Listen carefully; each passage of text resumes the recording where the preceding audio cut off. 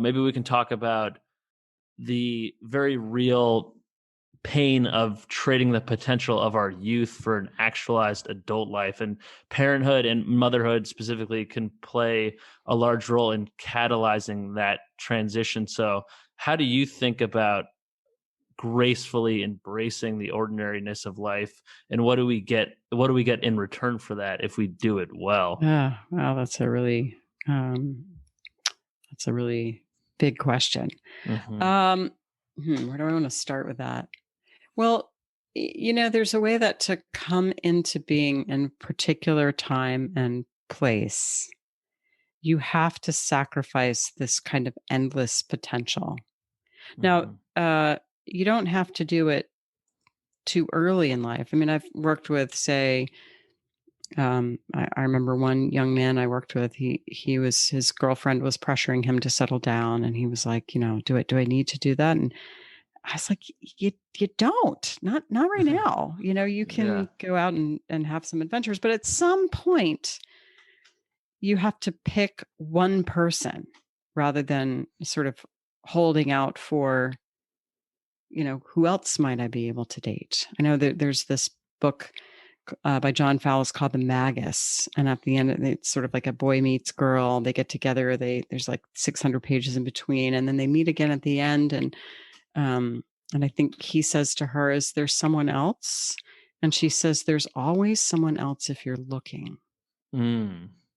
So, Mm. some of coming down into being in life is saying, "I'm choosing that.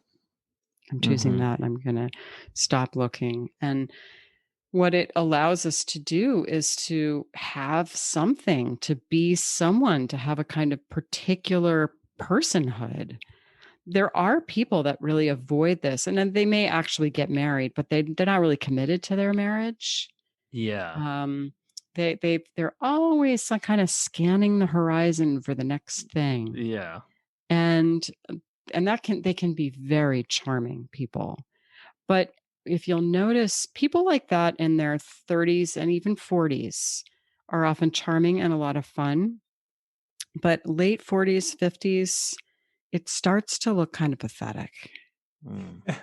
because what you've done is you thought you were avoiding the sacrifice. You Right. thought you were keeping all of the options open so that you could walk through any of the doors. And of course you can, but you did make a sacrifice. Mm. Because once you pick a door and walk through it, yeah, you lose the option of going through any of the other doors. But then you have this opportunity to have your own particular life. Whereas if you Hmm. just kind of stay in the hallway looking at all the doors, thinking, this is great, then you just sort of stay in the hallway. Mm. So Yeah. Jung talked about this, and his term for it was the puer or the puella, which is Latin for boy or girl. So it's this kind of eternal youth. It's like the Peter Pan complex. But Right. women can be Peter Pans too. And Right. so part of the point I make in the book is that sometimes there are women who don't have children because they're sort of chasing the next thing and the next thing and the next thing, and they sort of never get to it. And then there are women who have children and they find that that's their opportunity to settle down, Hmm. to come into themselves and make those sacrifices. And then there are women who have children and don't do that too. Yeah. And I'd love to linger on this because I think this is really fascinating dynamic, because it not only manifests in people being unable to choose life partners, but it can manifest to people being unable to choose professions or unable to settle down in one location. When you think about why people struggle to commit, I mean, what do you think is kind of like the foundational psychology underpinning that eternal boy? Is it a fear of missing out on something better? Is it like a FOMO thing, or is it a desire to stay young and to pretend that you're in a period of time where you can fantasize about your potential instead of actually reifying your life? I mean, what do you think kind of Well, drives that? I think all of those things. I think you could also talk about it as an inability or a failure to mourn. Mm. There's a way that we can't really be alive unless we can grieve, Mm. because anything we get, comes at a cost. There's always a loss. Every new thing you get, you lose something. And we don't think about it like that in our culture. We think we can have something and there's no downside, but there's always something we give up. So, obviously if you get married, you lose that freedom and you lose the potential to possibly marry other people. If you have kids, you have kids, but boy, you lose a lot of freedom. You lose, some of your youth.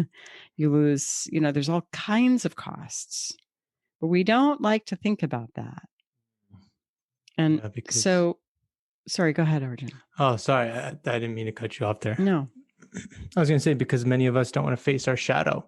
And that's like when I was reading your book, I was constantly reminded of this idea of finding purpose in, I'm about to be 35. So from now for the next 35 years, finding purpose in the second half of my life means having my own set of values, my own inner authority, my own way of like reviewing my behavior. And it just comes down to, are you willing to get down and dirty with your shadow? Are you willing to get down and dirty with the parts that you've been pushing aside for so long? Because at the end of the day, going back to one of the original things we were talking about, is if we're all on a quest to find our authentic self, we have to get dirty. Yeah, that's a great way of putting it. Absolutely. Yeah, there is a way that the Peter Pan type kind of just stays above it all in this magical space. Yeah. Yeah.